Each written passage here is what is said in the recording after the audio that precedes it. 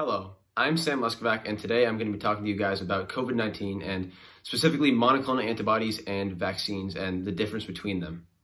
I'm sure you've been hearing all about the COVID-19 vaccine, and some of you may have heard of monoclonal antibodies, but if not, don't worry, I'll get to that later. So what are antibodies, and more specifically, what are monoclonal antibodies? Antibodies are large Y-shaped proteins found throughout the body that are part of the immune system. Antibodies allow the body to identify things that may cause illness. Antibodies recognize and bind to one single type of antigen, which is any foreign substance in the body that causes an immune response. This is where they get their name monoclonal, meaning only one, mono. This is what an antibody looks like. As you can see, it has a Y shape and a place to bind to antigens.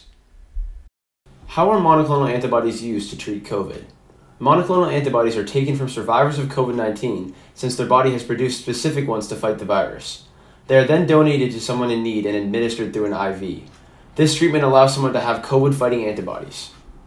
What is vaccination?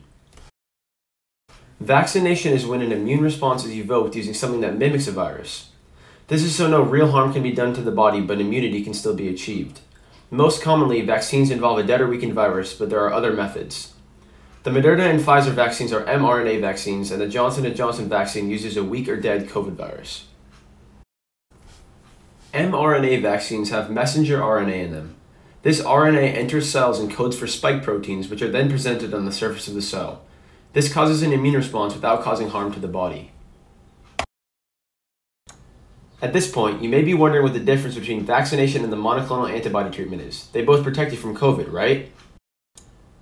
There's actually a big difference. Since vaccines stimulate an immune response, they can provide immunity. After being vaccinated, your body has a memory of the virus and produces specific antibodies for it. When given monoclonal antibodies, you only have the antibodies. Your body has never had an immune response, so it doesn't know exactly how to fight it, and you aren't producing the antibodies. Vaccination is much more effective at protecting you from disease, but there are still a few advantages of monoclonal antibodies. They provide instantaneous protection, they're safe for immunocompromised people, and they usually cause no reaction as no virus enters your body. Vaccines have some issues as well. They take time to provide protection, they can be dangerous or deadly to those with weak immune systems, and they can make people very ill.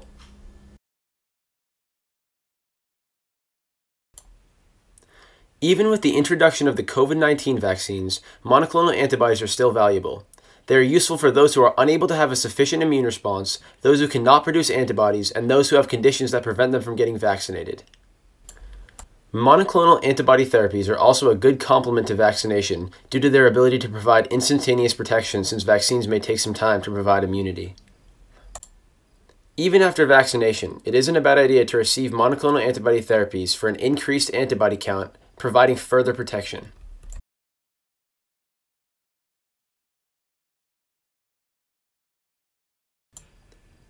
Monoclonal antibodies are mostly known for being a cancer treatment.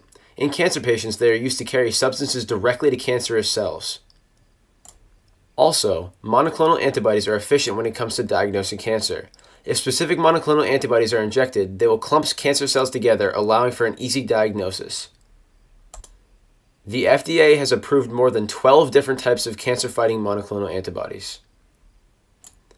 Monoclonal antibodies are also used to treat multiple sclerosis, Crohn's disease, rheumatoid arthritis, lupus, and a variety of other diseases and conditions.